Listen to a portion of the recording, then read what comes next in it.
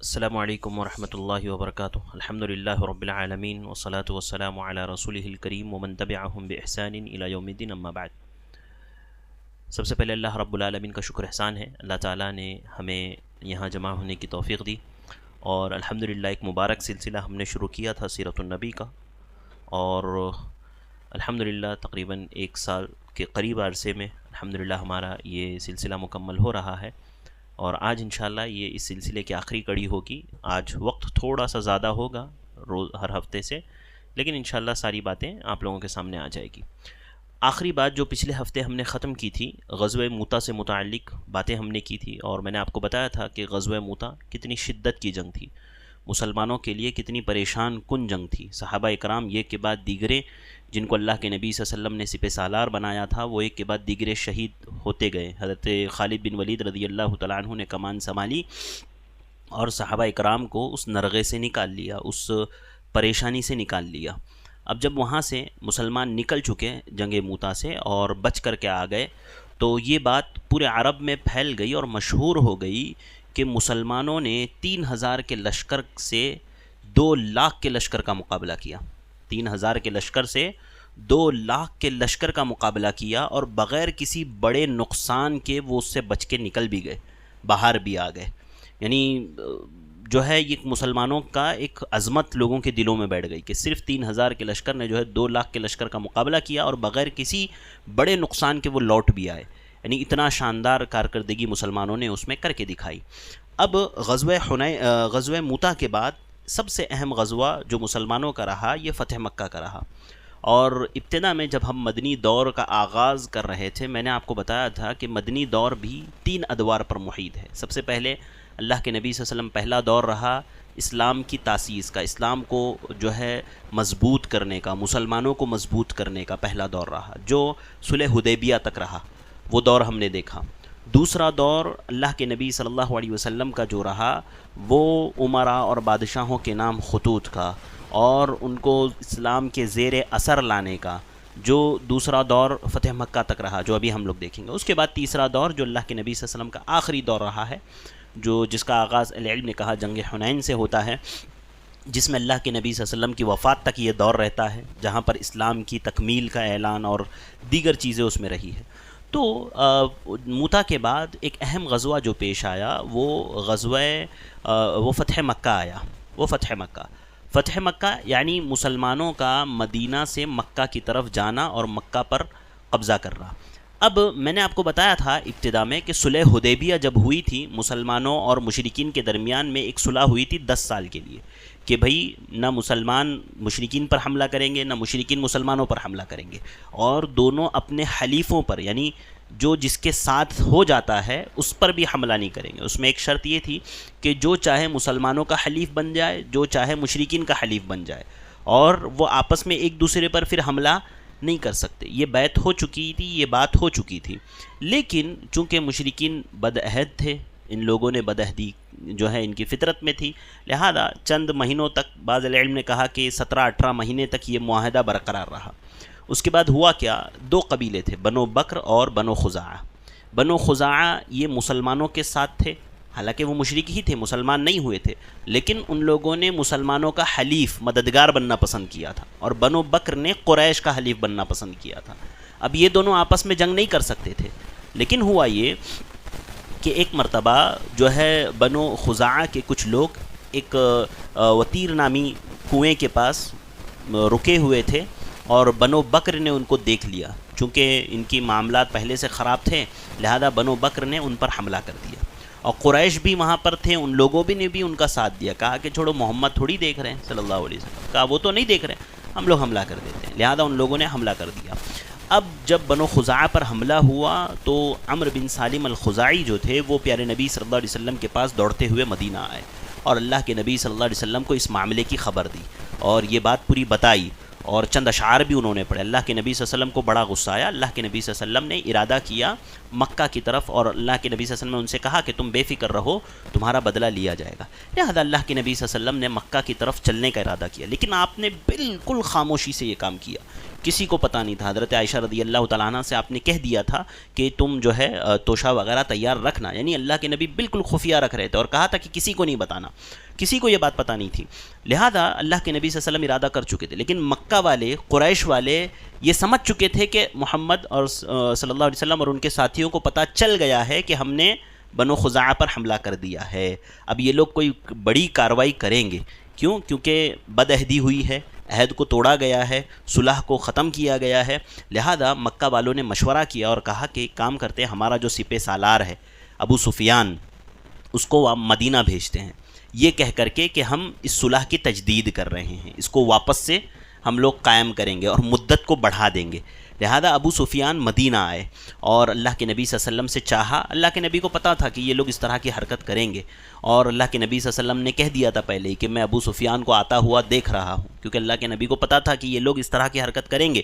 ابو سفیان آئے مدینہ, اللہ کے نبی صلی اللہ علیہ وسلم سے بات کی, اللہ کے نبی نے کوئی جواب نہیں دیا, کوئی جواب اللہ کے نبی صلی اللہ علیہ وسلم نے نہیں دیا. پھر وہ دوڑ کر کے حضرت ابو بکر کے پاس گئے, حضرت ابو بکر سے بات کی. حضرت ابو بکر نے کہا کہ جب اللہ کے نبی نے کچھ نہیں کہا ہے تو ہم تم سے کچھ نہیں کہہ سکتے. پھر اس نے جو ہے حضرت عمر سے بات کی, ابو سفیان نے حضرت عمر سے بات کی. حضرت عمر سے کہا کہ آپ کہہ دیجئے اللہ کے نبی صلی اللہ علیہ وسلم سے صلح کے لیے. حضرت عمر نے کہا کہ میں اور وہ بھی تمہاری سفارش کروں, ہاں میرے پاس اگر کچھ نہ ہو, صرف لکڑی کا ایک ٹکڑا ہو, تو اس سے بھی میں تمہارے ساتھ جنگ کروں گا, اس سے بھی میں تمہارے ساتھ لڑوں گا اس لکڑی کے ٹکڑے سے. پھر یہ لوگ حضرت علی کے پاس گئے. حضرت علی نے کہا کہ بالکل نہیں, اللہ کے نبی صلی اللہ علیہ وسلم کے موجودگی میں اللہ کے نبی کے بات نہ کرنے کے بعد ہم کچھ نہیں کہہ سکتے. لہذا ان لوگوں نے واپس کر دیا. اچھا ابو سفیان کون ہے پتہ ہے آپ کو؟ ابو سفیان کون تھا؟ یہ اللہ کے نبی صلی اللہ علیہ, یہ تو بعد میں مسلمان ہوئے رضی اللہ عنہ ورضوان. یہ اللہ کے نبی صلی اللہ علیہ وسلم کے سسر تھے ایک اعتبار سے, کیونکہ ابو سفیان کی جو بیٹی تھی رملہ, ہاں وہ اللہ کے نبی صلی اللہ علیہ وسلم کے نکاح میں تھی. حضرت رملہ بنت ابی سفیان, ام حبیبہ جن کا لقب تھا, یہ اللہ کے نبی صلی اللہ علیہ وسلم کے سسر تھے. اللہ کے نبی صلی اللہ علیہ وسلم کے گھر آئے اپنی بیٹی کے پاس, ام حبیبہ کے پاس, مشہور روایت ہے. حضرت ام حبیبہ کے پاس آئے اور کہا کہ جو ہے اللہ کے نبی کا بستر ایسا بچھا ہوا تھا, ابو سفیان کو چاہتے تھے کہ جا کر کے اللہ کے نبی کے بستر پر بیٹھ جائے. حضرت ام حبیبہ نے فوراً اپنا بستر, اللہ کے نبی کا بستر لپیٹ لیا. تو ابو سفیان کو دیکھ کر کے بڑا خراب لگا, اور اس نے پوچھا کہ بیٹی کیا مسئلہ ہے, کیا تم اس بستر کو میرے لائق نہیں سمجھتے ہو یا مجھے اس بستر کے لائق نہیں سمجھتے ہو؟ تو حضرت ام حبیبہ نے کہا تھا کہ تم مشرک ہو, اور تمہارے لیے یہ زیب نہیں کہ تم اللہ کے نبی کے بستر پر بیٹھو, اور بستر انہوں نے لپیٹ دیا تھا. تو یہ تاریخی جملہ ابو سفیان نے کہا تھا کہ لقد اصابک بعدی شرّا, کہ میری بیٹی میرے بعد تمہیں بہت بڑا نقصان پہنچایا, بہت بڑا شر پہنچایا, یعنی باپ کے ساتھ اس سلوک کو دیکھ کر کے. ہاں یعنی اتنا سوچیے آپ کے اسلام سے, اللہ کے نبی سے اتنی محبت کہ اپنے بھائیوں کی, اپنے شوہروں کی, اپنے دوست و احباب کی کوئی پرواہ نہیں, حتیٰ کہ باپ کی بھی کوئی پرواہ نہیں. کیوں؟ کیونکہ ہم مسلمان ہیں, اور ہمارا معاملہ دینی اعتبار سے اتنا مضبوط ہوتا ہے کہ ہم مسلمان بحیثیت مسلمان جو دشمنی رکھنے والے ہیں ان کے ساتھ اس طرح کا جو ہے معاملات نہیں رہ سکتے. لہذا حضرت ام حبیبہ رضی اللہ تعالیٰ عنہ کا یہ معاملہ ہوا. اس کے بعد اللہ کے نبی صلی اللہ علیہ وسلم نے اس کو بڑی ہی خفیہ انداز میں اور بالکل رازداری سے اس معاملے کو رکھا تھا. لیکن مسئلہ کیا ہو گیا, صحابہ میں اللہ کے نبی صلی اللہ علیہ وسلم کے صحابہ اکرام کو بعض پتہ تھا, لیکن اللہ کے نبی چاہتے تھے یہ خفیہ رہ جائے. اور پھر وہ مشہور واقعہ جو حضرت حاتب بن ابی بلتع رضی اللہ تعالیٰ عنہ کا ہے وہ واقعہ پیش آیا. حضرت حاتب بن ابی بلتع نے کیا کیا, ایک لیٹر لکھا اور ایک خاتون کے ہاتھ سے اللہ کے نبی صلی اللہ علیہ وسلم جو ہے اللہ کے نبی صلی اللہ علیہ وسلم کے راز کو مشرکین پر افشا کرنے کی کوشش کیا, اور ایک عورت کے ہاتھ سے بھیج دیا کہ جاؤ اور قریش کو یہ خط دے دو میرا, جس میں انہوں نے اللہ کے نبی صلی اللہ علیہ وسلم کا سارا منصوبہ لکھا ہوا تھا. اللہ تعالیٰ نے بذریعہ وحی پیارے نبی صلی اللہ علیہ وسلم کو بتا دیا. اللہ کے نبی صلی اللہ علیہ وسلم نے حضرت علی, حضرت زبیر اور حضرت مقداد رضی اللہ تعالیٰ عنہم کو بھیجا اور کہا کہ جاؤ فلاں جگہ پر ایک خاتون ملے گی, اس کے پاس ایک خط ہے, ایک لیٹر ہے, وہ لے کر کے آنا. حضرت علی اور صحابہ کرام وہاں گئے, اس سے لیٹر مانگا, اس نے نہیں دیا. ان لوگوں نے کہا کہ اگر نہیں دو گے تو ہم تمہیں جو ہے تمہاری تلاشی لیں گے, تمہارے کپڑے اتروا دیں گے. لہذا اس نے پھر اپنے بالوں کے گچھے سے نکال کر کے وہ لیٹر جو حضرت حاتب بن ابی بلتع کے نام سے تھا وہ دے دیا. جب اللہ کے نبی صلی اللہ علیہ وسلم کے پاس وہ لیٹر آیا, اللہ کے نبی نے حضرت حاتب بن ابی بلتع رضی اللہ تعالیٰ عنہ سے پوچھا کہ بھئی کیا معاملہ ہے. حضرت حاتب بن ابی بلتع نے کہا کہ اللہ کے نبی صلی اللہ علیہ وسلم, نہ تو میں اسلام چھوڑا ہوں, نہ میں مشرکین سے محبت کرتا ہوں, اور نہ ہی میں نے آپ لوگوں سے جو ہے کوئی دھوکے بازی کا ارادہ کیا ہے. کہا کہ اللہ کے نبی صلی اللہ علیہ وسلم آپ لوگ قریشی ہیں، میں قریشی نہیں ہوں، آپ کا رشتہ دار، آپ کے جو ہے دوست احباب وہاں پر موجود ہے، آپ کے رشتہ دار وہاں پر موجود ہے جو آپ کے گھر والوں کے مال کی حفاظت کرنے والے ہیں، میرا وہاں کوئی نہیں ہے۔ میں نے یہ ارادہ کیا تھا کہ چلو میں مشرکین کی اگر مدد کر دوں گا کم از کم تو وہ میرے جو ہے گھر والوں کی، میرے مال کی حفاظت کریں گے، لہذا اس وجہ سے میں نے یہ قدم اٹھایا۔ حضرت عمر رضی اللہ تعالیٰ عنہ نے کہا کہ اللہ کے نبی صلی اللہ علیہ وسلم حکم دیجئے اس منافق کی گردن اڑا دو۔ اللہ کے نبی صلی اللہ علیہ وسلم نے حضرت عمر سے کہا تھا کہ اے عمر تمہیں پتہ نہیں اللہ تعالیٰ نے اہل بدر کے تعلق سے کہا کہ جو ہے اعملوا ما شئتم فقد غفرت لکم، کہ تم جو چاہے کرو اللہ تعالیٰ نے تمہیں معاف کر دیا ہے۔ حضرت حاتب بن ابی بلتہ یہ بدری صحابی تھے، لہذا اس بنیاد پر حضرت حاتب بن ابی بلتہ کی اس غلطی کو معاف کر دیا گیا۔ دیکھیے ایک بات مجھے اور آپ کو ہمیشہ یاد رکھنی چاہیے کہ کبھی کسی سے غلطی ہونا تو یہ بات ہمیشہ ذہن میں رہیں کہ اس کے جو پچھلے خیر ہے اس کو انسان کو نظر انداز نہیں کرنا چاہیے۔ اللہ کے نبی صلی اللہ علیہ وسلم اور صحابہ نے بھی نہیں کیا۔ حضرت حاتب بن ابی بلتہ کا جو ماضی کا خیر تھا اس کو یاد رکھتے ہوئے اس غلطی کو معاف کیا گیا۔ اس سے مجھے اور آپ کو یہ سبق ملتا ہے، ہمارے ہاں ہوتا یہ ہے نا کہ ایک انسان سے ایک غلطی ہو گئی بس ختم، اب اس کے پیچھے سارے خیر کو انسان لپیٹتا ہے اور پانی میں ڈال دیتا ہے۔ ایسا بالکل نہیں کرنا چاہیے۔ اسلام کا مزاج یہ ہے کہ جن لوگوں نے آپ کے ساتھ خیر کیا ہے، احسان کیا ہے، آپ ہمیشہ ان لوگوں کو یاد رکھیں اور کبھی کبھار ہونے والی غلطیوں سے درگزر کریں، کیونکہ پچھلے خیر کو ایک انسان کو یاد رکھنا چاہیے۔ اس کے بعد اللہ کے نبی صلی اللہ علیہ وسلم جو ہے 10 رمضان المبارک سنہ 8 ہجری میں مکہ مکرمہ کا اللہ کے نبی صلی اللہ علیہ وسلم نے قصد کیا۔ 10,000 صحابہ اکرام کا لشکر لے کر کے اللہ کے نبی صلی اللہ علیہ وسلم مکہ مکرمہ کی طرف بڑھ گئے۔ اب ہوا یہ کہ جب اللہ کے نبی صلی اللہ علیہ وسلم مکہ کی طرف گئے تو سارے مشرکین نے ہتھیار ڈال دیے، کوئی جنگ وہاں پر نہیں ہوئی۔ البتہ بعض جو سردار رہے ہیں مشرکین کے انہوں نے اسلام قبول کر لیا، جیسے ابو سفیان نے اسلام قبول کر لیا، رضی اللہ عنہ بن گئے، اسلام کے سب سے کٹر دشمن مشرکین کے سپہ سالار وہ مسلمان ہو گئے۔ اسی طرح عبداللہ بن ابی امیہ بن مغیرہ یہ مسلمان ہو گئے۔ تو بڑے بڑے لوگ جو سردار تھے مشرکین کے وہ مسلمان ہو گئے۔ اللہ کے نبی صلی اللہ علیہ وسلم مکہ میں داخل ہوئے، اللہ کے نبی صلی اللہ علیہ وسلم کے ہاتھوں میں، جیسے کہ وہ مشہور روایت اللہ کے نبی صلی اللہ علیہ وسلم کے ہاتھوں میں چھڑی تھی، آپ صلی اللہ علیہ وسلم بت گرائے جا رہے تھے، جو بت تھے مکہ میں، اور اللہ کے نبی صلی اللہ علیہ وسلم یہ پڑھ رہے تھے آیت جاء الحق وضحق الباطل ان الباطل کان زہوقا، حق آ گیا باطل چلا گیا اور باطل جانے والی ہی چیز تھی۔ لہذا اللہ کے نبی صلی اللہ علیہ وسلم نے مکہ سے بتوں کو پاک کیا۔ اور جو کچھ لوگ تھے جن کے تعلق سے اللہ کے نبی صلی اللہ علیہ وسلم نے کہا تھا کہ اگر یہ کعبۃ اللہ کو پکڑ بھی لینا تب بھی ان کعبۃ اللہ کے پردے کو بھی اگر یہ پکڑ لے تب بھی ان کو نہیں چھوڑنا، ان کو قتل کر دینا۔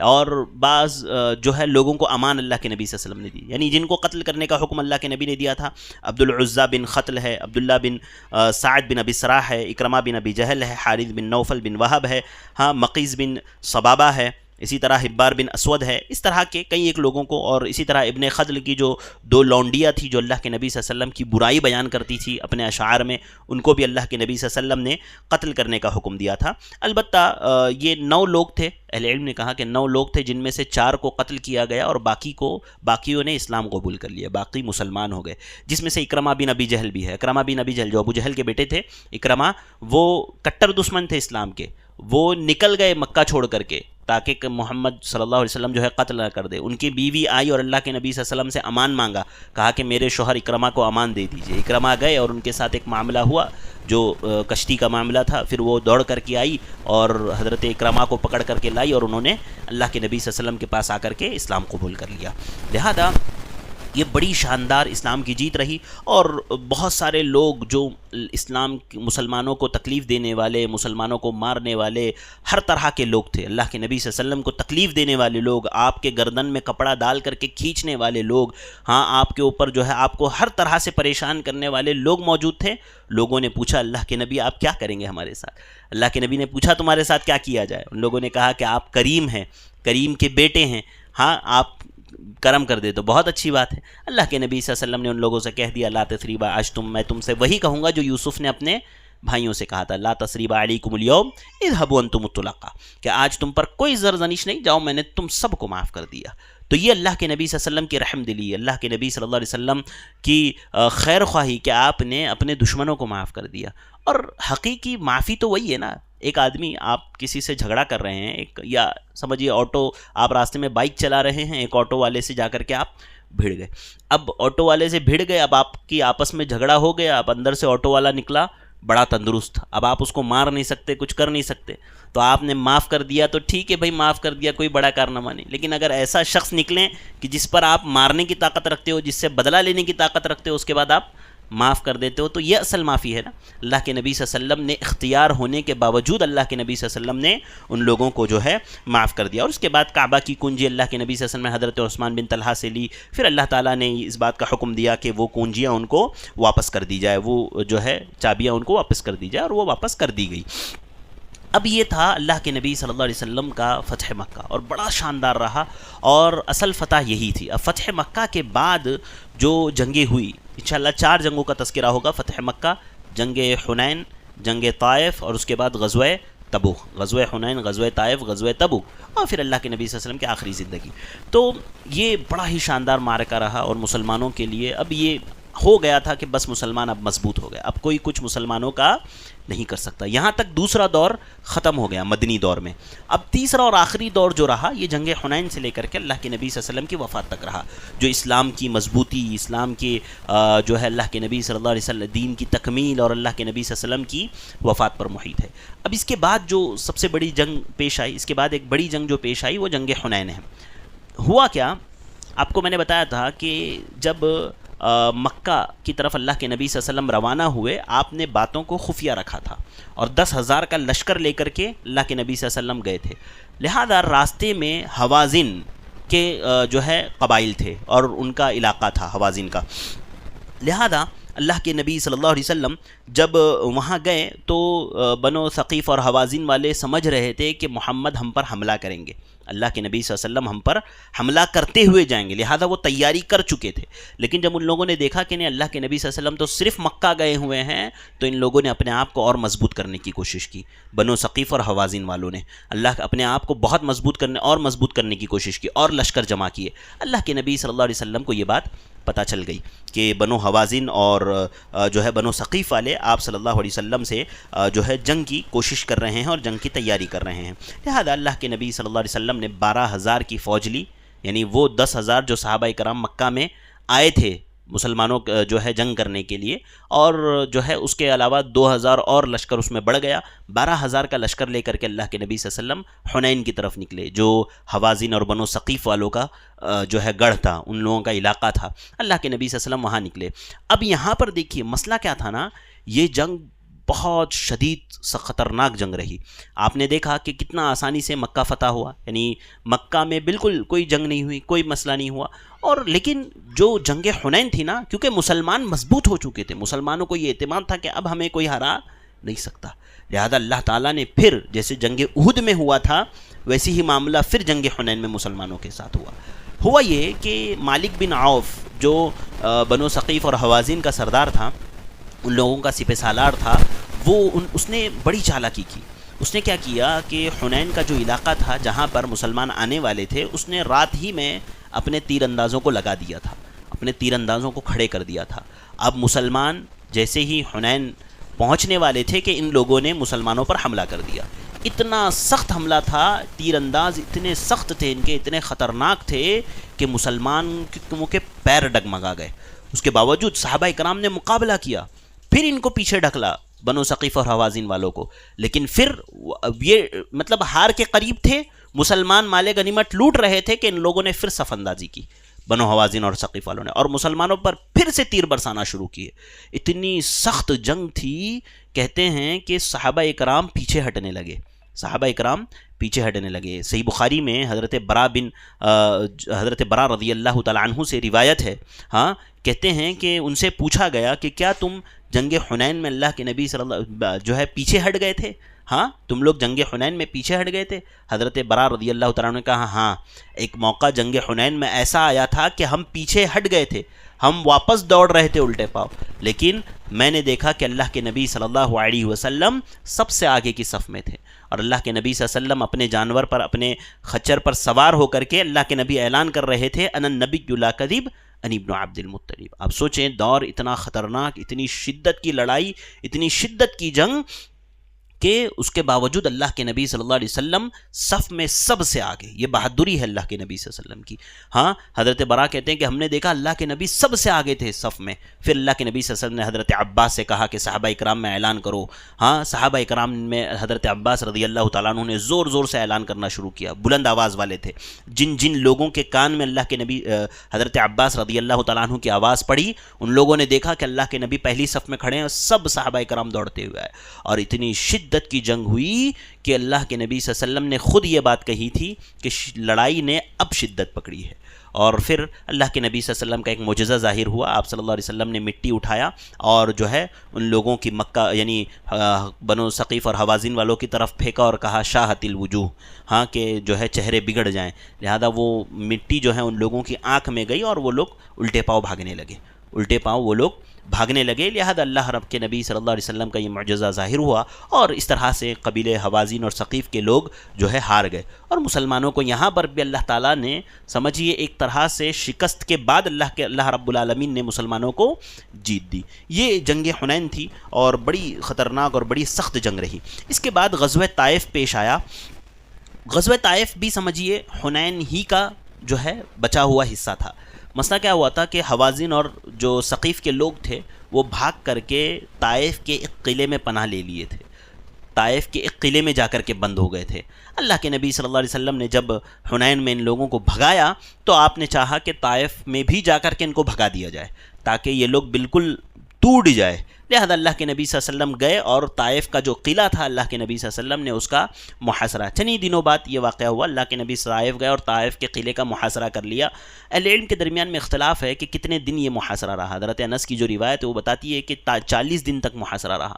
بعض لوگوں نے کہا کہ 30 دن رہا, بعض نے کہا 10 دن رہا, بعض نے کہا 18 دن رہا. یعنی قلعے کو اللہ کے نبی صلی اللہ علیہ وسلم گھیر کر کے کھڑے ہو گئے تاکہ وہ نکلے تو ان کو مار دیں. لیکن مسئلہ کیا تھا, وہ لوگ پورے سال کا راشن جمع کر چکے تھے. طائف والے پورے سال بھر کا راشن ان لوگوں نے اپنے پاس جمع کر کے رکھا ہوا تھا اور وہ تھے اوپر قلعوں پر, وہ لوگ نصب کیے ہوئے تھے, مسلمان تھے نیچے. اب وہ کیا کرتے تھے, تیر اندازی, تیر کا حملہ کرتے تھے.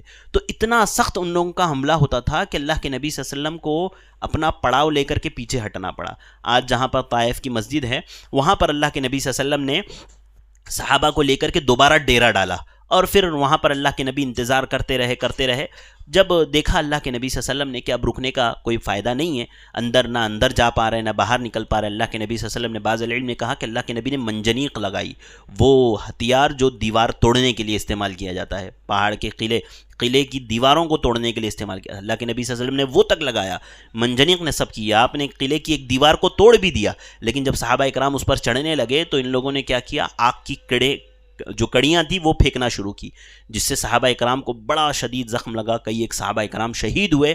لہذا پھر اللہ کے نبی صلی اللہ علیہ وسلم نے ایک صحابی تھے نوفل بن معاویہ, ان سے مشورہ کیا کہ کیا کیا جائے. انہوں نے کہا کہ دیکھو اگر آپ یہاں پر جمے رہتے ہو تو مطلب کبھی نہ کبھی تو یہ لوگ چھوڑ کر کے نکلیں گے اور آپ ان کو ختم کر دو گے, لیکن اگر آپ یہاں سے چلے جاتے ہو تو یہ تو آپ کو کوئی نقصان اب نہیں پہنچا پائیں گے. یعنی ان کی بری اتنی حالت ہو گئی ہے کہ اب یہ آپ کو کوئی نقصان نہیں پہنچا پائیں گے. لہذا اللہ کے نبی صلی اللہ علیہ وسلم نے صحابہ اکرام میں اعلان کیا حضرت عمر کے ذریعے سے کہ چلو ہم لوگ اب واپس چلیں گے. صحابہ اکرام کو برا لگا کہ بھئی ہم جو ہے ان کو طائف میں ختم کیے بغیر جا رہے ہیں, لیکن اللہ کے نبی کا حکم تھا تو صحابہ اکرام وہاں سے چلے گئے. اب اس کے بعد اللہ کے نبی صلی اللہ علیہ وسلم کی سب سے آخری جنگ, آپ کی زندگی کی سب سے آخری جنگ غزوہ تبوک پیش آئی. غزوہ تبوک یہ سن 9 ہجری میں پیش آئی اور یہ عیسائیوں کے ساتھ, رومیوں کے ساتھ بڑی جنگ تھی. اور جنگ موتا میں نے بتایا تھا آپ کو, جنگ موتا بھی تقریباً اسی طرح کی جنگ تھی, لیکن مسلمان صحیح طریقے سے بدلہ نہیں لے پائے تھے ان لوگوں سے. لہذا اللہ کے نبی صلی اللہ علیہ وسلم نے اب غزوہ تبوک کا ارادہ کیا. ہوا وہ جو بتایا تھا نا میں نے آپ کو ابتدا میں کہ اللہ کے نبی صلی اللہ علیہ وسلم خطوط بھیجتے تھے بادشاہوں کے نام, تو اللہ کے نبی صلی اللہ علیہ وسلم نے بصرہ کے بادشاہ کے نام بھی ایک خط بھیجا تھا شرحبیل بن عمرو غسانی کے ہاتھوں. انہوں نے جو ہے حارث بن عمیر ازدی, جن کو اللہ کے نبی صلی اللہ علیہ وسلم نے سفیر بنا کر کے بھیجا تھا, ان کو قتل کر دیا تھا. لہذا اب یہ چاہ رہے تھے رومی, یعنی یہ سب سے بڑی جنگ تھی اور اسلام کی سب سے خطرناک جنگ تھی سمجھیے ایک طرح سے. اور مسلمانوں کا اتنا بڑا لشکر جو اس جنگ کے لیے جمع ہوا تھا, اس سے پہلے کبھی نہیں جنگ میں ہوا تھا, کبھی اتنا بڑا لشکر جمع نہیں ہوا تھا مسلمانوں کا. لہذا اللہ کے نبی صلی اللہ علیہ وسلم کو پتہ چلا کہ یہ لوگ تیاری کر رہے ہیں. جو تبوک کا بادشاہ جو تھا، یہ جو ہے بصرہ کا بادشاہ تھا، شرحبیل بن عمرو غسانی، یہ تیاری کر رہا تھا مسلمانوں سے جنگ کی.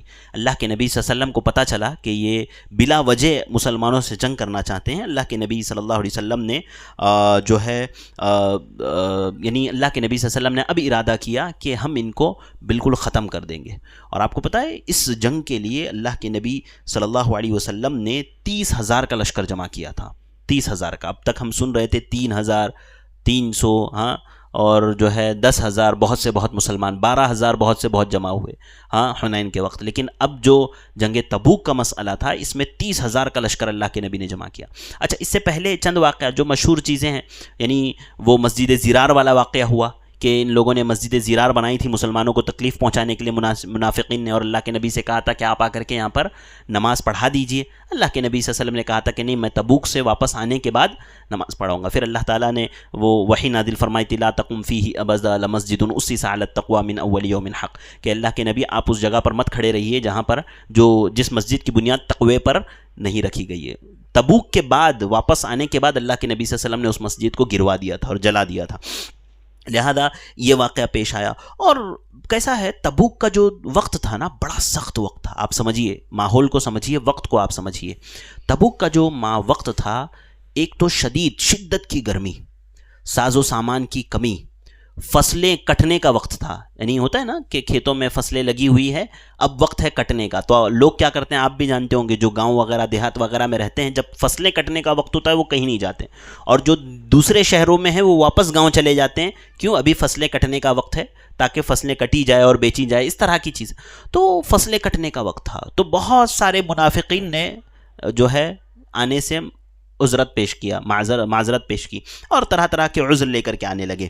اور اللہ کے نبی صلی اللہ علیہ وسلم، اور وہ مشہور واقعہ جو اللہ کے نبی صلی اللہ علیہ وسلم نے صحابہ اکرام نے اعلان کیا تھا، اللہ کے نبی نے صحابہ اکرام سے پوچھا تھا، من جہز جیش العسرۃ فلہ الجنہ، جو اس جنگ کے لیے جو کچھ دے گا اللہ تعالیٰ اس کے لیے جنت رکھ دے گا. اور ہم نے وہ مشہور واقعہ سنا ہے نا کہ حضرت ابو بکر گئے اپنے گھر کا جو ہے، حضرت عمر گئے اور حضرت ابو بکر گئے. حضرت عمر نے اپنے گھر کا آدھا مال لا کر کے اللہ کے نبی کو رکھ دیا، اور حضرت عمر سوچ رہے تھے کہ آج میں ابو بکر سے نیکیوں میں آگے بڑھ جاؤں گا. حضرت ابو بکر گئے، اللہ کے نبی صلی اللہ علیہ وسلم کے پاس مال لا کر کے رکھ دیا. حضرت اللہ کے نبی نے پوچھا، ابو بکر کیا لائے ہو؟ پہلے عمر سے پوچھا کیا لائے ہو، کہا اللہ کے نبی صلی اللہ علیہ وسلم اپنے گھر کا آدھا مال لے کر کے آیا ہو. اللہ کے نبی صلی اللہ علیہ وسلم نے ابو بکر سے پوچھا کہ تم کیا لائے ہو؟ حضرت ابو بکر نے کہا کہ اللہ اور اس کے رسول کی محبت کو گھر میں چھوڑ کر کے باقی سب لے کر کے آ گیا. حضرت عمر نے کہا تھا کہ میں اس دن جب میں نے یہ بات سنی نا، تو کہا تھا کہ میں نے سوچ لیا تھا کہ اب میں ابو بکر سے آگے نیکیوں میں کبھی نہیں بڑھ سکتا. ابو بکر اس کا مقابلہ. دیکھیے اس میں نا ایک بات آپ سمجھیے، اہل علم نے بہت اہم نقطہ اس میں بیان کیا. وہ کیا، آپ اگر کوانٹیٹی کے اعتبار سے دیکھیں گے نا، اہل علم نے لکھا ہے کہ حضرت عمر کا مال زیادہ تھا حضرت ابو بکر سے. اگر آپ زیادہ ہونے کے اعتبار سے دیکھیں گے، حضرت عمر کے گھر کا آدھا مال بھی ابو بکر کے گھر کے پورے مال سے زیادہ تھا. اس کے باوجود اللہ کے نبی صلی اللہ علیہ وسلم نے حضرت ابو بکر کے مال کو، یعنی حضرت ابو بکر کو ترجیح ملی. کیوں؟ نیت کی بنیاد پر. انہوں نے آدھا لایا تھا، انہوں نے پورا لایا. اللہ کے یہاں کوانٹٹی محنت نہیں رکھتے، معنی نہیں رکھتی ہے، کوالٹی معنی رکھتی ہے کہ آپ کے مال کی آپ کی نیت کیا ہے، آپ کے کوالٹی کیا ہے، آپ نے جو دیا اللہ کی راہ میں. لہذا ہمارے یہاں کیا ہوتا ہے، بھئی یہ کام کا نہیں ہے دے دو، یہ کام کا نہیں ہے دے دو، یہ کام کا نہیں ہے دے دو. ایسا نہیں، اللہ کی راہ میں خرچ کرو تو اچھا مال خرچ کرو، اچھی چیز خرچ کرو. ہاں، لہذا حضرت عثمان، اسی میں حضرت عثمان رضی اللہ تعالیٰ عنہ نے 200 جو ہے گھوڑے، اونٹ اور جو ہے دینار اور درہم کے ڈھیر اللہ کے نبی صلی اللہ علیہ وسلم کو دے دیے تھے. تو اسی وقت اللہ کے نبی صلی اللہ علیہ وسلم نے حضرت عثمان کے لیے کہا تھا، ما ضر عثمان ما عمل بعدہ، کہ اس کے بعد ابو عثمان کچھ بھی کر لیں کوئی نقصان ان کو نہیں پہنچے گا. یعنی اگر اس کے بعد عثمان برائی بھی کریں، گویا بتانے کا مقصد یہ تھا کہ کچھ بھی کر لے عثمان، ان کے لیے جنت فکس ہے، کوئی نقصان ان کو نہیں پہنچے گا. لہذا اللہ کے نبی صلی اللہ علیہ وسلم کے لیے صحابہ اکرام بالکل آگے بڑھ چڑھ کر کے کام کرنے لگے، اور جو ہے صحابہ اکرام نے اللہ کے نبی کی مدد کی. اب اس میں دیکھیے دو طرح کے لوگ تھے. ایک تو منافقین تھے جو عذر پیش کر رہے تھے. بعض مسلمان تھے جن کے پاس کوئی سر و سامان نہیں تھا جانے کا، کیونکہ بہت جو ہے قحط سالی کا وقت تھا، لہذا بہت سارے اس مسلمان آ کر کے اللہ کے نبی سے خواہش ظاہر کر رہے تھے، اللہ کے نبی ہمارے لیے انتظام کر دیجئے، ہم بھی آنا چاہتے ہیں، ہمارے لیے انتظام کر دیجئے، ہم بھی آنا چاہتے ہیں. رو رہے ہیں، گڑ گڑا رہے ہیں. کئی عمرو بن عنبسہ وغیرہ کئی ایک صحابہ کرام کے واقعات مشہور ہے، وقت نہیں ہے کہ ذکر کروں. لہذا اللہ کے نبی صلی اللہ علیہ وسلم نے ان سب سے کہا تھا کہ تمہارے لیے معاف ہے، تمہارے پاس ساز و سامان نہیں ہے، تمہارے لیے معاف ہے، تمہارے لیے معاف ہے. لیکن صحابہ کرام کا بڑا جذبہ تھا کہ ہم چلے جائیں، لیکن نہ جا پائے. اب اس میں مشہور واقعہ جو 3 صحابہ کرام جو پیچھے رہ گئے جنگ تبوک میں، یعنی 3 صحابہ کرام تھے، مرارہ بن ربیع، کعب بن مالک اور ہلال بن امیہ. 3 صحابہ کرام، ان کا نام یاد رکھنا ہے آپ کو تو مکہ لفظ یاد رکھ لیجئے. مکہ میں میم سے مرارہ بن ربیع، کعب سے کعب بن مالک اور چوتھے ہلال بن امیہ. لہذا حضرت کعب بن مالک رضی اللہ تعالیٰ عنہ خود کہتے ہیں کہ اللہ کے نبی صلی اللہ علیہ وسلم نے تبوک میں جب اعلان کیا تو صحابہ اکرام بالکل تیاریاں کر رہے تھے، لیکن ہم لوگ اطمینان سے بیٹھے ہوئے تھے کہ چلو ٹھیک ہے، ہمارے پاس تو سب تیار ہے، سامان بھی تیار ہے، سواری بھی تیار ہے، سب تیار ہے. لہذا کہتے ہیں کہ ہم بیٹھے رہیں.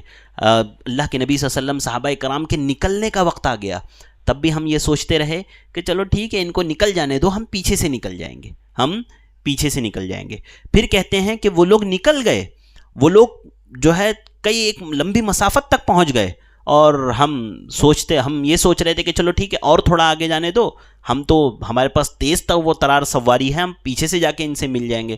حضرت کعب بن مالک کہتے ہیں کہ وہ گئے اور واپس بھی آ گئے، لیکن ہم جا نہیں پائے. اس سے ایک بات سمجھ میں آتی ہے کہ جب بھی خیر کا ارادہ ہو نا، ٹالنا نہیں چاہیے انسان کو، فوراً کر لو. جب بھی خیر کا ارادہ ہو، پتہ نہیں شیطان کب بہکا دے، کب شیطان اس خیر سے روک لیں. آپ نے سوچا تھا کہ چلو آج 10 روپے صدقہ کر دوں گا، آپ انتظار کرتے رہے کہ آفس سے آتے ہوئے کر دوں گا، لیکن آفس سے آتے ہوئے آپ کو شیطان نے ایسا بہکا دیا کہ آپ وہ کر ہی نہیں پائے. اسی لیے جب دل میں آ جائے فوراً خیر کا کام انسان کو کر لینا چاہیے. بہرحال اللہ کے نبی صلی اللہ علیہ وسلم جو ہے 30,000 صحابہ اکرام کا لشکر لے کر کے نکلے. انشاءاللہ یہ جو صحابہ اکرام پیچھے رہ گئے تھے ان کی بات میں آگے ذکر کروں گا. اللہ کے نبی صلی اللہ علیہ وسلم 30,000 کا لشکر لے کر کے جو ہے نکل گئے اللہ کے نبی صلی اللہ علیہ وسلم. اور اس کے بعد ہوا یہ کہ جو وہاں کا بادشاہ تھا جو مسلمانوں کے مقابلے کے لیے آیا تھا، اللہ تعالیٰ نے اس کو جب پتہ چلا کہ مسلمان نکلے ہوئے ہیں مقابلے کے لیے، حالانکہ وہ مسلمانوں سے کئی گنا زیادہ تھے، لیکن جب ان کو پتہ چلا کہ مسلمان لشکر نکلا ہے ہمارے مقابلے کے لیے تو وہ ان کے دل میں ڈر بیٹھ گیا. اور اہل علم نے لکھا کہ لشکر والے بھاگ گئے ان کے، اور وہ خود بادشاہ بھی بھاگ گیا ڈر کے مارے. کیونکہ ہوتا ہے نا بھئی، ایک آدمی آپ سوچیں کہ کسی کا مقابلہ کرنے جانا ہے، آپ کو پتہ چلے کہ وہ میرے مقابلے کے لیے پہلے سے ہی نکلا ہوا ہے، یعنی اس کے دل میں ذرہ برابر بھی خوف نہیں اور ڈر نہیں ہے، تو آدمی کے اندر کیا ہوتا ہے، ہمت ٹوٹ جاتی ہے، پتہ نہیں کیا تیاری کر کے آ رہا ہے، کیسی حالت میں آ رہا ہے. لہذا یہ جنگ ہوئی نہیں، جنگ تبوک، لیکن مسلمانوں کا ایک جو ہے بڑا اعلان ہو گیا کہ جو ہے رومیوں کو مسلمانوں نے شکست دے دی.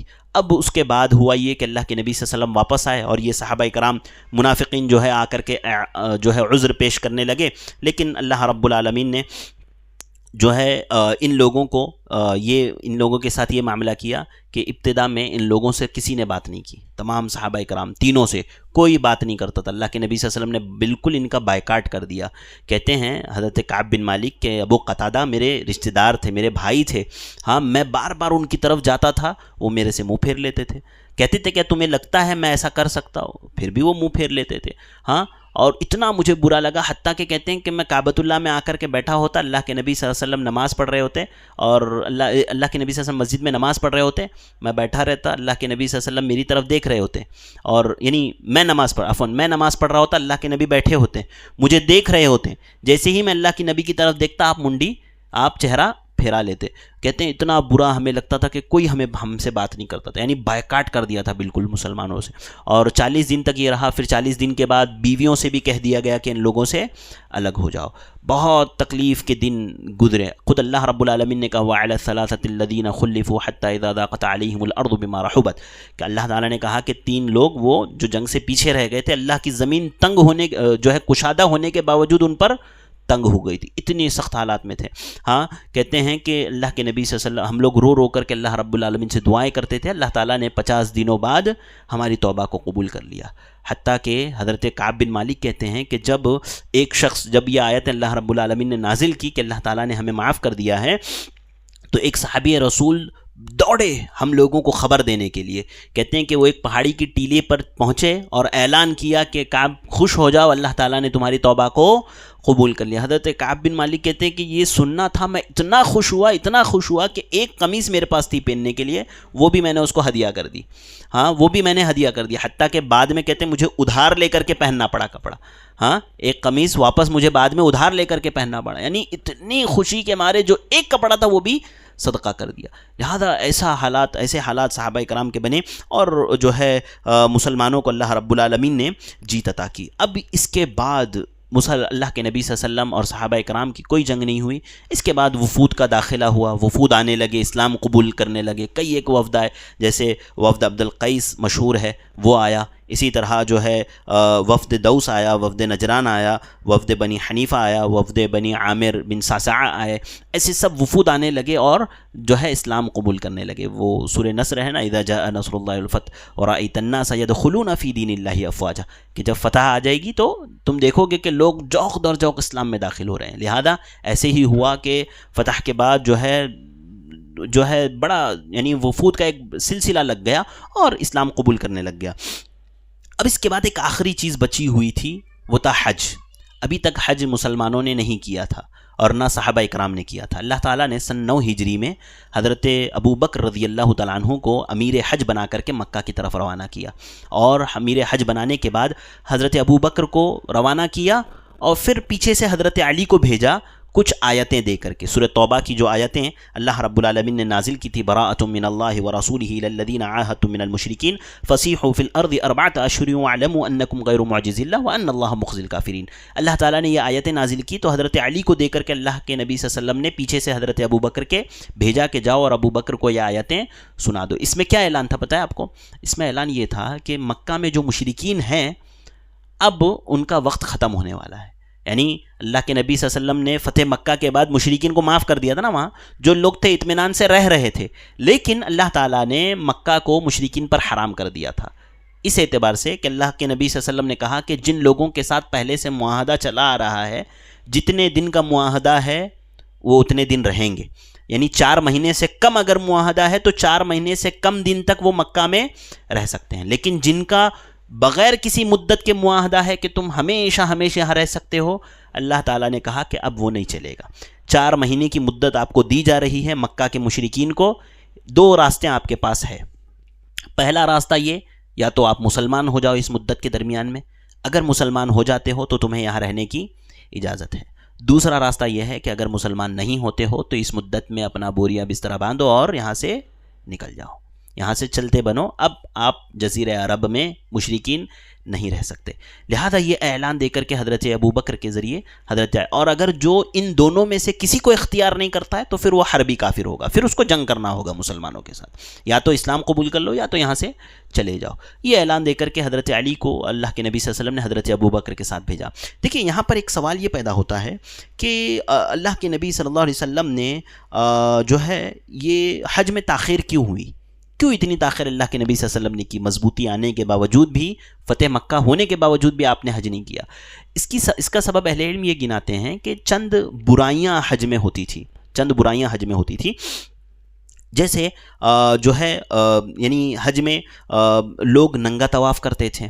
حضرت ابو بکر نے جا کر کے اس کو منع کر دیا کہ بھئی ننگا طواف کوئی نہیں کرے گا. یعنی پہلے حضرت ابو بکر کو کیوں بھیجا سن 9 ہجری میں اللہ کے نبی نے، اور اللہ کے نبی نے حج کب کیا؟ سن 10 ہجری میں، اگلے سال. لہذا اللہ کے نبی نے کیوں ابو بکر کو بھیجا؟ تو یہی کام کرنے کے لیے کہ بھئی جو لوگ ننگے طواف کرتے ہیں ان سے کہہ دیا جائے کہ اب وہ یہ نہیں کر سکتے. اسی طرح جو یعنی تکبیرات وہ کہتے تھے، اللہم لبیک لبیک لا شریک لک لبیک، ان شریک لک، کہ اللہ کے سوا کوئی معبود نہیں مگر یہ جس کو ہم شریک کر دیں. اس طرح کے جملے وہ کہتے تھے. اللہ کے نبی صلی اللہ علیہ وسلم نے اس کو منع کر دیا. اسی طرح جو ہے تمام جو ہے اللہ کے نبی صلی اللہ علیہ وسلم 300 صحابہ کرام کے ساتھ غالباً حضرت ابو بکر کو بھیجا تھا حج کے لیے. لہذا جو غلطیاں حجاج کرتے تھے ان غلطیوں کو منع کر دیا بالکل. جب مکہ مشرکین سے پاک و صاف ہو گیا، جو ہے حج میں ہونے والی غلطیوں سے پاک و صاف ہو گیا، تب سن 10 ہجری میں اللہ کے نبی صلی اللہ علیہ وسلم نے خود حج کیا. اور یہ اللہ کے نبی صلی اللہ علیہ وسلم کا سمجھ یہ بالکل آخری جو پڑاؤ تھا آخری دور تھا، اور اللہ کے نبی صلی اللہ علیہ وسلم نے جب یہ حج کیا آخری حج، ہاں، اور پہلا آپ کا پہلا اور آخری حج، وہ کیا اس میں اللہ کے نبی صلی اللہ علیہ وسلم کے ساتھ اہل علم نے لکھا کہ 1,24,000 صحابہ کرام تھے، یا اس سے زیادہ یا اس سے کم تھے، ہاں، اتنے صحابہ کرام کی تعداد ہو چکی تھی۔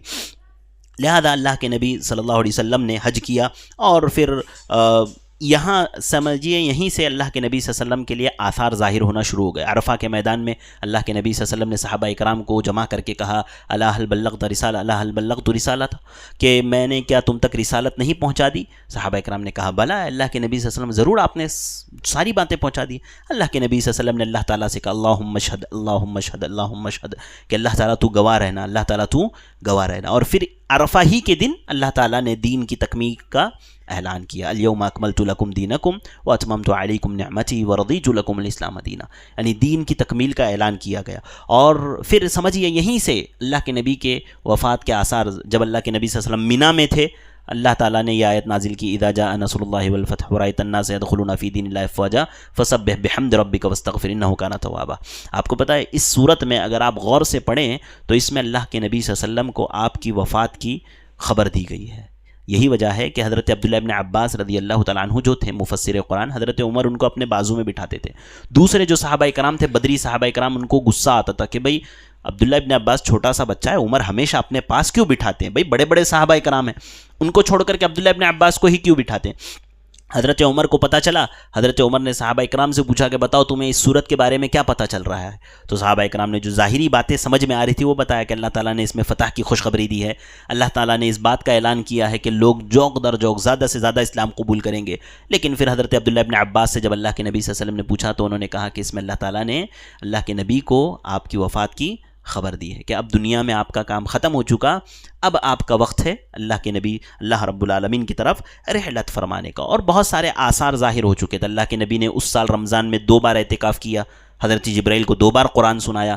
حضرت معاذ بن جبل کو جب بھیج رہے تھے یمن کی طرف تو آپ صلی اللہ علیہ وسلم باہر تک چھوڑنے کے لیے آئے، اور حضرت معاذ بن جبل سے کہا کہ تمہارا کیا معاملہ ہوگا اے معاذ جب تم دوبارہ لوٹ کر کے آؤ گے، ان تمر بین قبری و مسجدی، کہ تم میری قبر اور میری مسجد کے پاس سے گزرو گے۔ یعنی حضرت معاذ سمجھ گئے تھے کہ یہ اللہ کے نبی سے میری آخری ملاقات ہے، اس کے بعد اللہ کے نبی سے میری ملاقات نہیں ہوگی۔ آپ سوچیں کہ کسی صحابی کو پتہ چل جائے، اس کے باوجود بھی وہ صحابی مشن پر جا رہے ہیں، یہ اللہ کے دین کے لیے ہے، یہ اللہ رب العالمین کے لیے ہے۔ لہذا ایسے کئی ایک آثار اللہ کے نبی صلی اللہ علیہ وسلم کے ظاہر ہو گئے۔ لیکن مرض موت دیکھیے آخری وقت ہے بالکل اللہ کے نبی صلی اللہ علیہ وسلم کا۔ مرض موت کا آغاز اللہ کے نبی صلی اللہ علیہ وسلم کا کیسے ہوا؟ اللہ کے نبی صلی اللہ علیہ وسلم جو ہے 29 صفر 11 ہجری کو اللہ کے نبی صلی اللہ علیہ وسلم بقیع میں قبرستان میں گئے ہوئے تھے ایک جنازے کی تدفین میں۔ جب وہاں سے اللہ کے نبی صلی اللہ علیہ وسلم واپس آ رہے تھے تو آپ شدید بیمار ہو گئے، آپ کو سخت بخار ہو گیا۔ اب اہل علم نے کہا کہ یہ جو بیماری کی جو ایام رہے تقریباً 13-14 دن رہے، اللہ کے نبی صلی اللہ علیہ وسلم 13-14 دن تک بیمار رہے، سخت بیمار رہے، اور اس میں بھی اللہ کے نبی صلی اللہ علیہ وسلم نے 11 دنوں تک جماعت سے نماز پڑھائی، خود امامت کرتے تھے، خود نماز پڑھاتے تھے۔ آپ سوچیں ہمارا حال یہ ہے کہ تھوڑا سا سردی بخار کھانسی ہو گیا تو آدمی نماز کی چھٹی کر لیتا ہے، سمجھتا ہے نماز میرے لیے معاف ہے۔ اللہ کے نبی صلی اللہ علیہ وسلم نے اتنی سخت بیماری کے باوجود بھی آپ صلی اللہ علیہ وسلم جو ہے اللہ کے نبی صلی اللہ علیہ وسلم نے تقریباً 11 دنوں تک امامت کروائی۔ آئیے اللہ کے نبی صلی اللہ علیہ وسلم کے آخری ہفتے میں جاتے ہیں، بالکل آپ کی وفات کا جو آخری ہفتہ تھا، یعنی یہ بیماری تو چلتی رہی تقریباً 13-14 دن تک، لیکن جو آخری ہفتہ رہا اس میں اللہ کے نبی صلی اللہ علیہ وسلم بڑی ہی کمزور ہو گئے، بڑی ہی لاغر ہو گئے، اور اللہ کے نبی صلی اللہ علیہ وسلم صحابیات سے اپنی بیویوں سے پوچھتے تھے این انا غدن، این انا غدن، کل میری باری کہاں ہے، کل میری باری کہاں ہے؟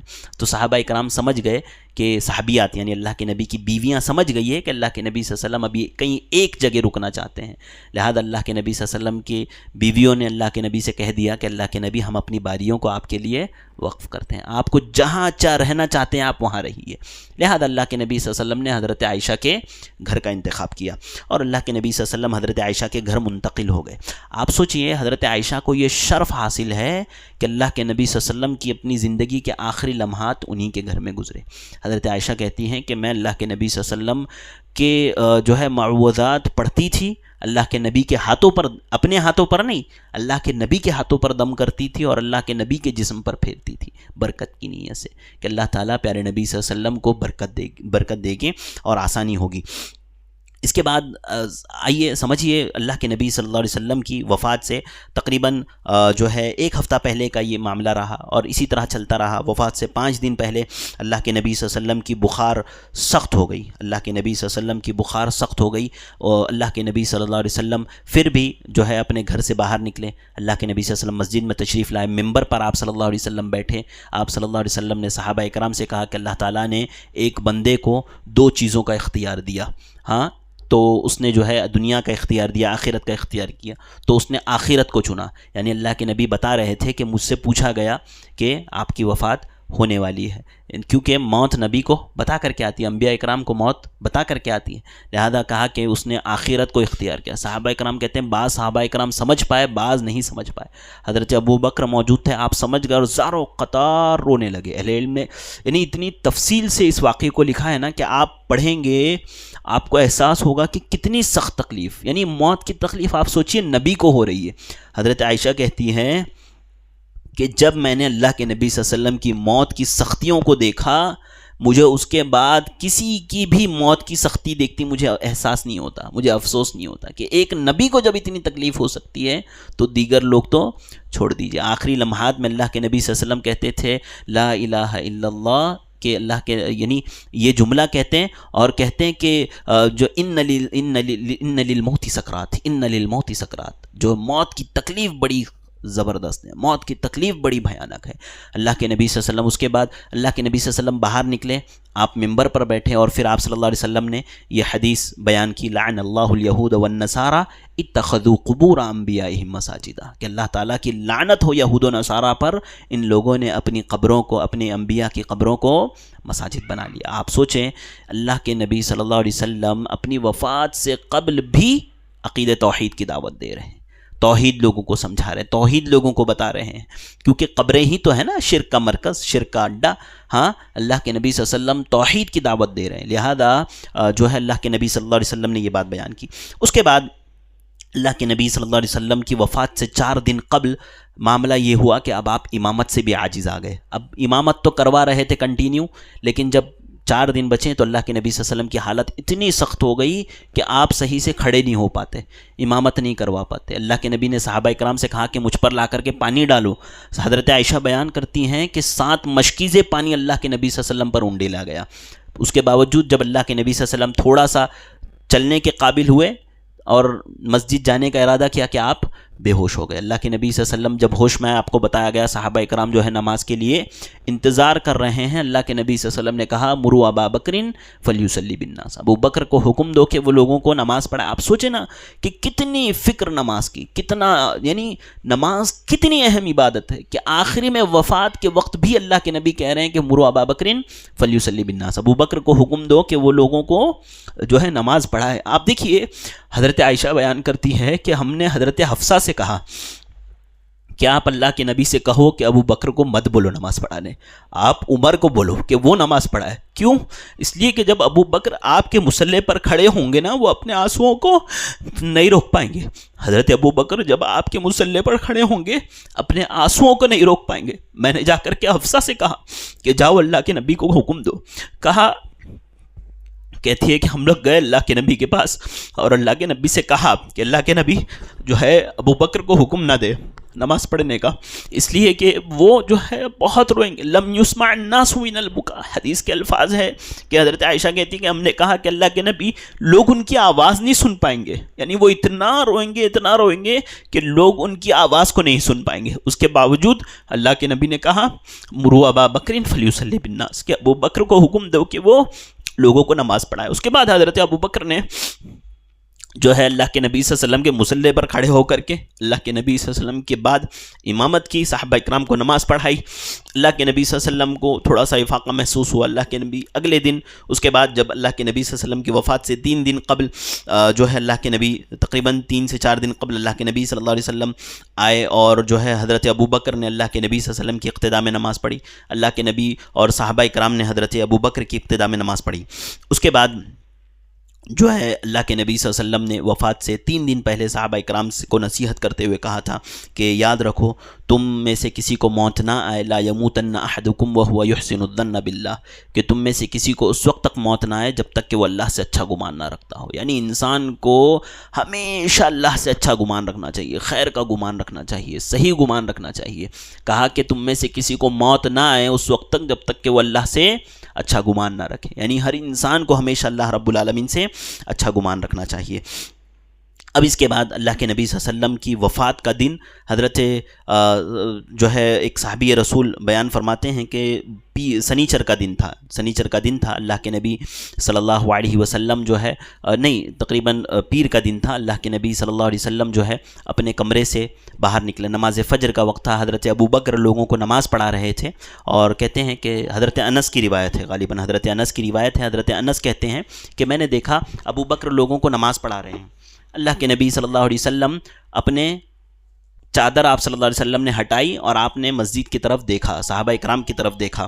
کہتے ہیں حضرت انس کے صحابہ اکرام کو لگ رہا تھا کہ اب اللہ کے نبی صلی اللہ علیہ وسلم ٹھیک ہو گئے ہیں، اللہ کے نبی ہمارے درمیان میں آ جائیں گے. حضرت انس کہتے ہیں کہ اللہ کے نبی کا یہ دیکھنا ہمیں فتنے میں ڈال دیتا تھا. یعنی ہم نمازیں چھوڑ کر کے ارادہ کر رہے تھے کہ اللہ کے نبی کی طرف دوڑے، لیکن کہتے ہیں کہ یہ اللہ کے نبی صلی اللہ علیہ وسلم کا بالکل آخری دن تھا. اور اللہ کے نبی صلی اللہ علیہ وسلم خود حضرت عائشہ بیان کرتی ہے کہ اللہ کے نبی صلی اللہ علیہ وسلم نے دیکھا حضرت عبداللہ بن ابی بکر جو حضرت ابو بکر کے بیٹے تھے، ان کے ہاتھ میں مسواک تھا، وہ مسواک کر رہے تھے. اللہ کے نبی صلی اللہ علیہ وسلم نے کہتے ہیں کہ مسواک کی طرف بار بار اللہ کے نبی دیکھ رہے ہیں، بار بار اللہ کے نبی مسواک کی طرف دیکھ رہے ہیں. تو حضرت عائشہ نے پوچھا کہ آپ مسواک کرنا چاہتے ہیں؟ اللہ کے نبی نے کہا ہاں. پھر کہتی ہے کہ میں نے مسواک لیا، مسواک کو میں نے چبایا، نرم کیا اور اللہ کے نبی صلی اللہ علیہ وسلم کے منہ میں دیا. اور یہ میرے لیے شرف کی بات تھی کہ اللہ کے نبی کا لعاب آخری وقت میں میرے لعاب سے مل گیا. اور پھر اللہ کے نبی صلی اللہ علیہ وسلم میرے جو ہے سینے کے درمیان میں تھے، لباب اور سینے کے درمیان میں تھے کہ اللہ کے نبی صلی اللہ علیہ وسلم کے جو ہے جو آخری الفاظ جو اللہ کے نبی صلی اللہ علیہ وسلم تھے، اللہم الحقنی بالرفیق الاعلی، اللہم الحقنی بالرفیق الاعلی، یہ جملہ کہتے ہوئے اللہ کے نبی صلی اللہ علیہ وسلم اس دنیا سے الوداع ہو گئے. یہ اللہ کے نبی صلی اللہ علیہ وسلم کا بالکل آخری وقت تھا. اور آخر یعنی تقریباً سمجھیے 12 ربیع الاول 11 ہجری میں اللہ کے نبی صلی اللہ علیہ وسلم کی وفات ہو گئی پیر کے دن صبح. اب اللہ کے نبی صلی اللہ علیہ وسلم کی وفات اور وہ مشہور واقعہ ہے حضرت عمر بن خطاب رضی اللہ تعالیٰ عنہ کا جو ہے پریشان ہو جانا، اس کے بعد حضرت ابو بکر کا ان کو نصیحت کرنا اور یہ کہنا کہ من کان یعبد محمدا فإن محمدا قد مات ومن کان یعبد اللہ فإن اللہ حی لا یموت، کہ تم میں سے جو یہ سمجھتا جو محمد کی عبادت کرتا ہے وہ جان لے کہ محمد وفات پا چکے ہیں، اور جو اللہ کی عبادت کرتا ہے وہ یہ جان لے کہ اللہ تعالیٰ ہمیشہ سے ہے اور ہمیشہ رہے گا. لہذا پھر اس کے بعد حضرت عمر کا یہ معاملہ ہوا. اب مسئلہ یہ تھا نا کہ اللہ کے نبی صلی اللہ علیہ وسلم کی وفات کا تو اعلان ہو چکا تھا. اللہ کے نبی صلی اللہ علیہ وسلم کی وفات ہوئی پیر کے دن اور آپ کی تدفین ہوئی بدھ کے دن شام میں. 2 دن تک کیوں رکھا گیا؟ تقریباً وجہ یہ تھی کہ صحابہ اکرام میں اس بات میں اختلاف ہو گیا کہ اب اللہ کے نبی صلی اللہ علیہ وسلم کے بعد جو ہے خلافت کا حقدار کون، امارت خلافت کس کو مل جائے امارت خلافت. لہذا صحابہ اکرام کا کئی ایک مشورہ ہے، اس میں کئی ایک تفصیل ہے. لہذا آخر میں حضرت عمر نے حضرت ابو بکر کو چنا. تمام لوگوں نے حضرت ابو بکر رضی اللہ تعالیٰ عنہ کے ہاتھ پر بیعت کر دی. لہذا حضرت ابو بکر کے ہاتھ پر بیعت کی گئی. اس کے بعد اللہ کے نبی صلی اللہ علیہ وسلم کی تجہیز و تکفین کا معاملہ آیا تو صحابہ اکرام نے جو غسل دیا جس میں حضرت عباس تھے، یعنی اللہ کے نبی صلی اللہ علیہ وسلم کو غسل دینے میں حضرت عباس، حضرت علی اور ان کے 2 بیٹے حضرت عباس کے فضل اور قسم یہ لوگ تھے جنہوں نے اللہ کے نبی صلی اللہ علیہ وسلم کو غسل دیا، آپ کی تجہیز کی، یعنی آپ کو کفن دیا، تکفین کی آپ کی. اب اس کے بعد مسئلہ یہ تھا کہ اللہ کے نبی صلی اللہ علیہ وسلم کو دفن کہاں کیا جائے. صحابہ کرام میں اختلاف ہو گیا. حضرت ابو بکر نے حدیث سنائی کہ اللہ کے نبی صلی اللہ علیہ وسلم کو میں نے فرماتے ہوئے سنا کہ جہاں نبی کی وفات ہوتی ہے اس کو تدفین بھی وہیں کی جاتی ہے. لہذا ایک صحابی رسول آئے اور انہوں نے اللہ کے نبی صلی اللہ علیہ وسلم کے بستر کو ہٹایا اور اسی جگہ پر جہاں پر اللہ کے نبی صلی اللہ علیہ وسلم کی وفات ہوئی تھی اسی جگہ پر اللہ کے نبی صلی اللہ علیہ وسلم کی تدفین بھی کر دی گئی اور اللہ کے نبی صلی اللہ علیہ وسلم کو دفن کر دیا گیا. یہاں تک یہ باتیں رہیں. اس کے بعد بھی کئی چیزیں رہیں لیکن اللہ کے نبی صلی اللہ علیہ وسلم کا سمجھیے آخری سفر آخری وقت یہیں تک رکھا.